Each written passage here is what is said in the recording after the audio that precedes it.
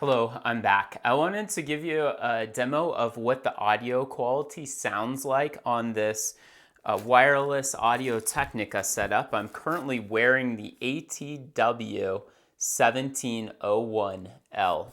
And that lavalier microphone that's included in this package is an Audio Technica MT830, which you're hearing me talk on right now.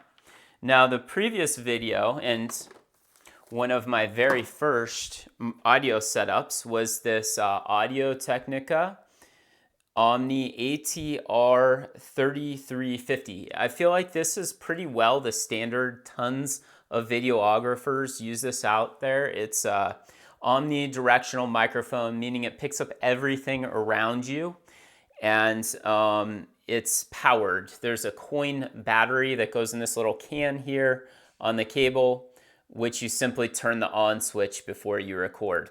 It gets fantastic quality audio, but there's a small problem. You have to deal with this cable here, and that can lend to difficulties when you're out in the field shooting video. You may want a wireless setup, such as the one I'm demoing here right now, the ATW 1701.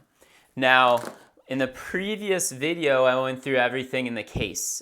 In this video, I'm just going to run through some of my audio equipment really quick here so you can get an idea of what I've evaluated and my thoughts on it. Part of the difficulty with the omnidirectional is it picks up everything, and I produce podcasts, so I had to get a different audio solution. I was looking at the Heil, I think it's the PR40, correct me if I'm wrong.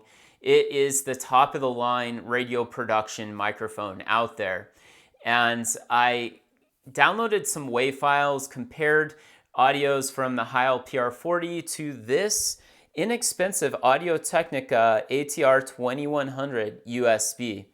And I couldn't for the life of me tell any difference whatsoever other than the price. This, it was well under $100 versus like $400 or $500 for the Heil microphone. It connects with a XLR cable. You can get an XLR to 1/8 inch audio adapter if you want, but I use this USB port a lot. What that does is it plugs into your PC. It provides you a monitor jack for monitor headphones, and you can do screencasts at your computer, demo how to do stuff at the computer, record the audio and your screen, get amazing audio. You can do Skype conference calls with this and get really good audio. It's a really sturdy, quality construction. When it's powered, this little light comes up when you plug it into your PC. I bought an optional windscreen or a pop screen to go over it. And I also have pop filters, which you can put over the front, but I never needed those with this little pop-on pop filter. It works really well. The only complaint, and this is a very small complaint, if you get a radio style microphone, I don't know if that's what it's the technical term or the right term, but if you get one that's flat like the Heil, you can put it right up to your face and it's a little more ergonomically correct. This one, you have to stick out like this to get the perfect audio pickup from it. But that's a very, very small gripe.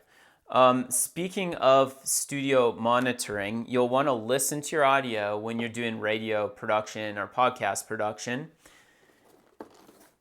And for that, I have a big tangled mess here, but I have these headphones from Sony. They are pretty much the best you can get, and they're really reasonably priced. I've thought about buying two. If I'm interviewing somebody, they would have the second set to listen in and monitor their own levels.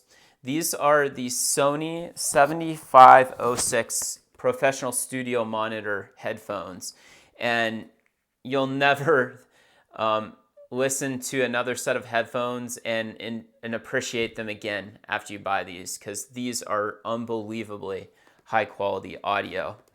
Of course, you will need a recording solution. So this is a Zoom H4n. I was using an Olympus before. I can't remember the model number, but this, for the purchase price, was amazing. It has two XLR inputs, If you want to do 1/8 inch audio, you get a splitter and you can put in two 1/8 inch audio inputs.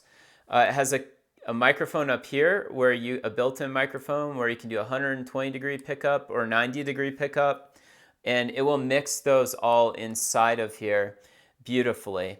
So it works really well. You can also plug it into your computer and use it as a microphone via USB. And it has a ton of built-in customization, yet not so much that you're overwhelmed or confused setting it up. I think that's about all of my audio equipment here. Just taking a quick look. It's quite a little bit of equipment, but I found that using the Audio Technica stuff, it's never disappointed me, despite being the lowest, least expensive, some of the least expensive professional solutions out there. And I have tried some of the Sony and Rode setups. I haven't got my hands on too much Sennheiser equipment, but at the end of the day, I've never been disappointed in the quality of audio I get from Audio Technica. It's really good stuff. The only complaint I might have is some of the equipment is a little more plasticky feeling than Sony stuff or Rode stuff I've worked with. But that's not too big of a deal. Oh, there was one last thing I do have here. I bought a shotgun microphone from them. And while this is probably not the ideal audio solution, it's the most convenient. So if you have to shoot somebody really quick and you can't mic them up, you slide the shotgun microphone on the hot shoe for your camera. You click it on. It has two pickup patterns. One's narrow and one's wide. And away you go. Let me grab that really quick. I keep it right in my bag, my camera bag, and it works really, really well.